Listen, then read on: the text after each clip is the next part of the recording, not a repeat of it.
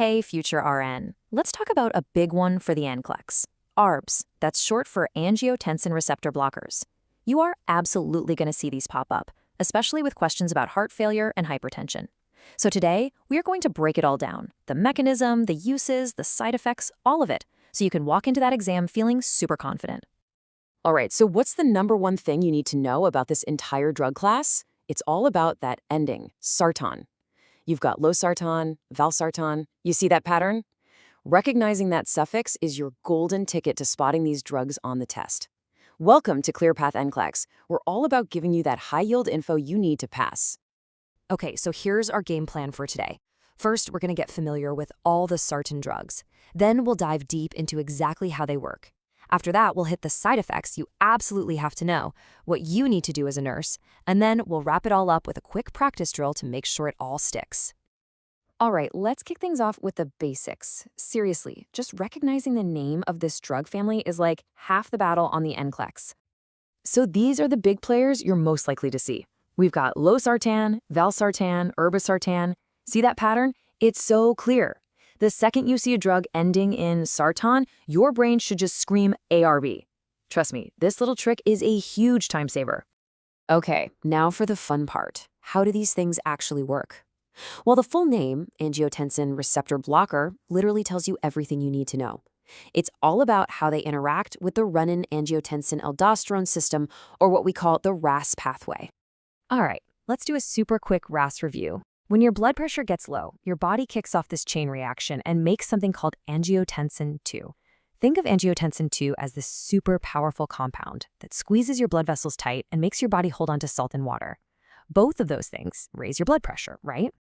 Well, ARBs come in at the very last step. They're like a bouncer at a club. They stand at the receptor site and physically block angiotensin II from getting in. So the blood vessels can't get that squeeze signal. The result? They relax. That's vasodilation. And boom, the blood pressure comes down. It's pretty cool. Now here's a really important point and a classic NCLEX comparison, ARBs versus ACE inhibitors. ACE inhibitors work just one step earlier in that same pathway.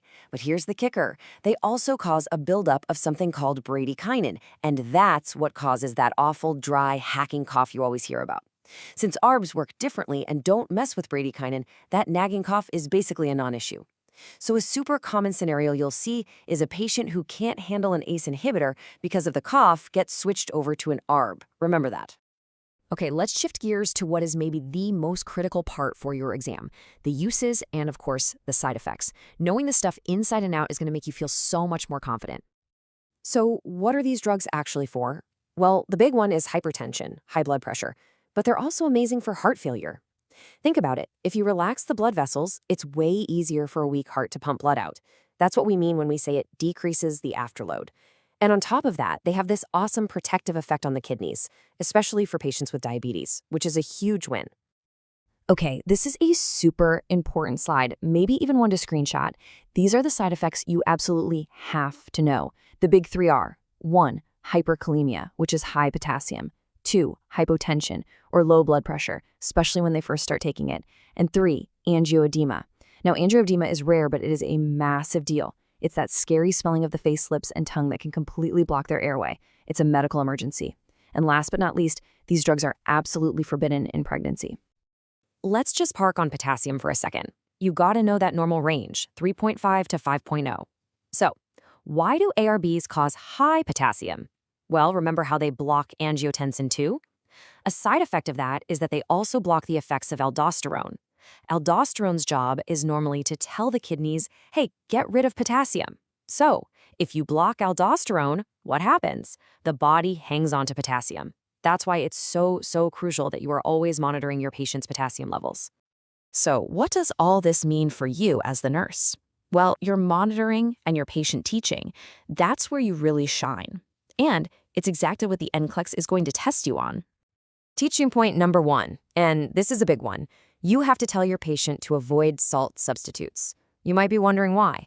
It's because most of those substitutes are loaded with potassium. So if you mix a high potassium food product with a drug that already makes you hold on to potassium, well, that's a recipe for dangerously high potassium levels. Next up, you need to teach them to report any dizziness or feeling lightheaded. That's a huge clue that their blood pressure might be dipping too low. And even more important, they need to know that any swelling of their face, lips, or tongue is an emergency. They need to report it right away, because that could be angioedema. This is another vital teaching point. Never, ever stop this medication suddenly. If they do, they can get something called rebound hypertension, where their blood pressure can just skyrocket. You should also tell them, if they happen to miss a dose, just take it as soon as they remember, unless it's almost time for their next one. In that case, just skip the missed dose, but never, ever double up. And finally, and this is completely non-negotiable, ARBs can cause serious harm or even death to a developing baby. So, any patient who could become pregnant absolutely must be using effective birth control. They also need to know to call their doctor immediately if they're planning to get pregnant. Okay, you've got the core concepts down. Are you ready to put that knowledge to the test? Let's run through a few NCLEX-style questions. I'll read the question, give you a little pause to think, and then we'll go over the answer. Okay, question number 1. A patient taking Losartan is also prescribed spironolactone. The nurse should be monitoring for what potential adverse effect?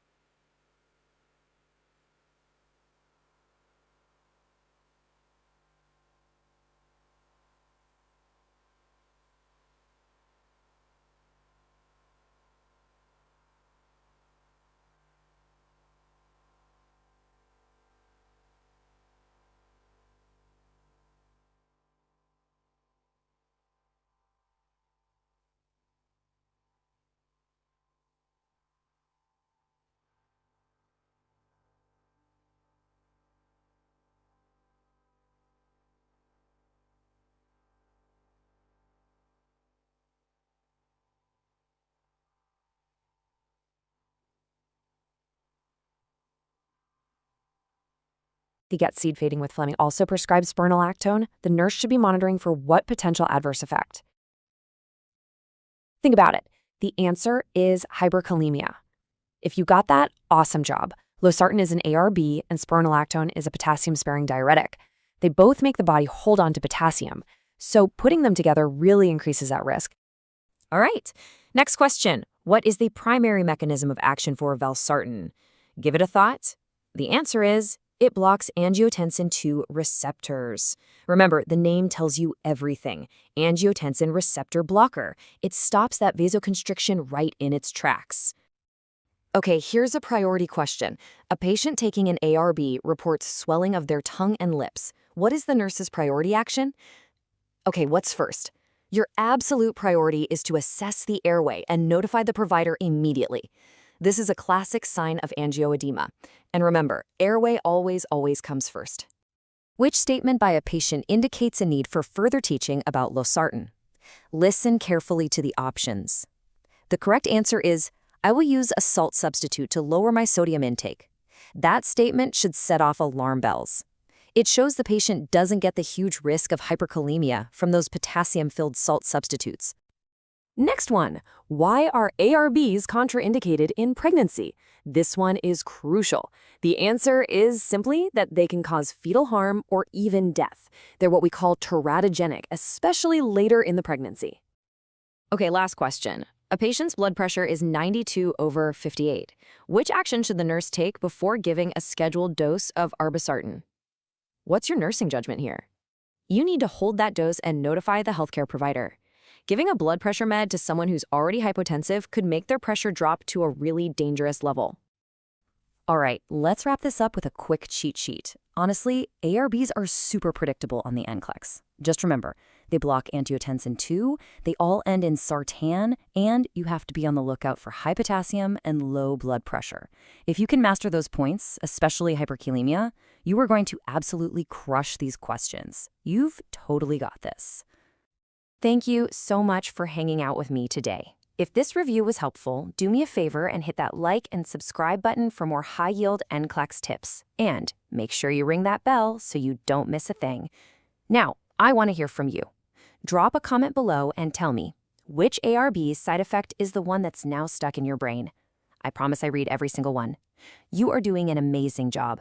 Keep up the hard work, and I will see you in the next review.